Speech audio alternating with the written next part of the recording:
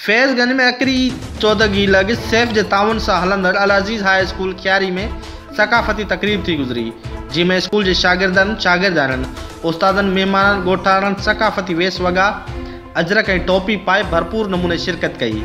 सकाफ़ती तकरीब जी शुरूआत कलाम पाक जी तलावत सां कई वई, जंहिं बाद शागिर्दनि, शागिर्दारनि लुबना, बतूल, सिंधु, अबड़ो, छुट्टल, बांभण, सजाद, चन्नो, इसरार, मोरेजो, यासिर अबड़ो ऐं ॿियनि तकरीरुनि, खाकनि ऐं टेबलो ज़रिए सिंधी सकाफ़त खे भेटा पेश कई। शागिर्दनि तरफ़ां सकाफ़ती शयुनि, रिलियूं, अजरक, टोपियूं, चंड, पखो, पिंडियूं, दिलो, छॼ ऐं ॿियनि शयुनि जी निमाह कयो वियो। शागिर्दनि पारां सिंधी गीतनि जिए सिंध वारा जीअनि, सिंधी टोपी अजरक वारा जीअनि ऐं सिंध मुंहिंजी अमा हो जमालो जे गाननि ते झुमरियूं हयूं ऐं टेबलोज़ पेश कया।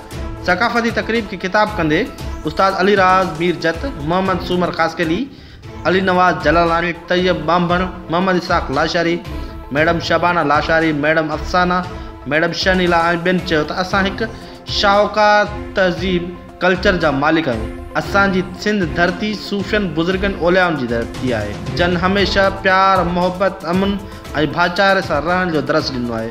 हिननि वधीक चयो त ज़िंदा दिल क़ौमूं पंहिंजी सकाफ़त जा ॾींहं मल्हाईंदियूं आहिनि। सिंध जी सकाफ़त 5000 साल पुराणी आहे। सिंध जा माण्हू हमेशह महिमान नवाज़ रहिया आहिनि। सिंध जे सूरमनि दो बणिजी पंहिंजे नगनि जी हिफ़ाज़त कई आहे। सिंध वसीलनि सां मालामाल आहे।